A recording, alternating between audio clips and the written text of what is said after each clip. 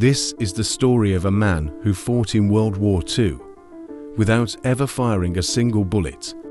A man who fooled Hitler and the Nazis so completely that they awarded him the Iron Cross, while the British honored him with the Order of the British Empire. His name, Juan Pujol Garcia, code name, Garbo.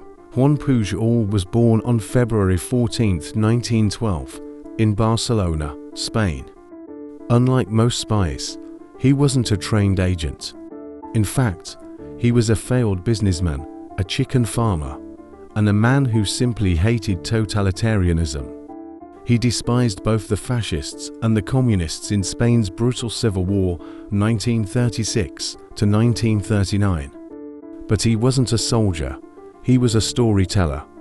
And that would become his greatest weapon. As World War II broke out, Pujol was determined to fight against Nazi Germany not with guns, but with deception.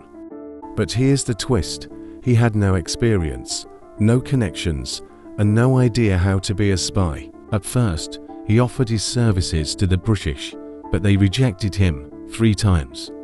So, Pujol did something insane. He became a self-made spy. In 1941, Pujol approached the Nazis in Madrid, convincing them that he was a fanatical fascist. He promised them intelligence from London. But there was one problem: he had never even been to England, so he faked it. Using a library, news articles, and his wild imagination, Pujol created completely fake reports about British military movements. He even invented an entire spy network, claiming to have 27 sub-agents working for him.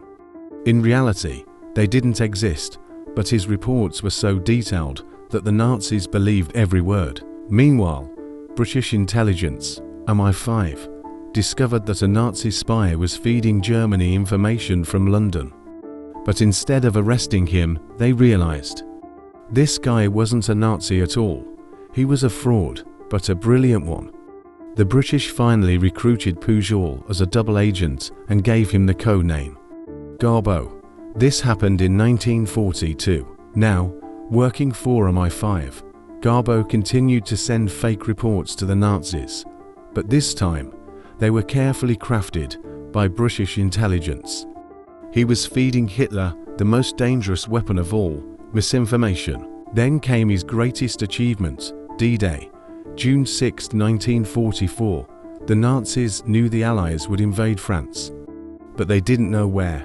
Garbo sent urgent messages to Berlin, warning that the real attack would happen at Pas-de-Calais, not Normandy.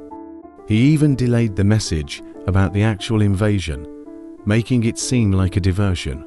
Hitler took the bait. He kept his best panzer divisions in Calais for weeks, expecting another attack. But that attack never came. Meanwhile, the real Allied forces stormed Normandy, securing a crucial victory that turned the tide of the war. In 1944, Garbo receiving an Iron Cross. And here's the craziest part: the Nazis were so impressed by Garbo's work that they awarded him the Iron Cross, one of Germany's highest military honors. But on the other side, the British knew the truth and they awarded him the Order of the British Empire. The same man, honored by both sides, for completely opposite reasons. After the war, Garbo knew he was a marked man. If the surviving Nazis ever discovered the truth, they'd hunt him down. So, in 1949, he faked his death in Angola and vanished. For nearly 40 years, the world thought he was dead, until he was found alive in Venezuela in 1984. Juan Pujol Garcia was one of the greatest spies in history, not because he was a trained agent, but because he was a master storyteller. He turned deception into a weapon and changed the course of World War II without ever firing a gun. His story remains one of the greatest examples of how lies, when used correctly, can defeat even the most dangerous of enemies. And that is how one man fooled the Nazis and helped win World War II. Want to hear more rare historical stories like this? Kindly subscribe to our channel.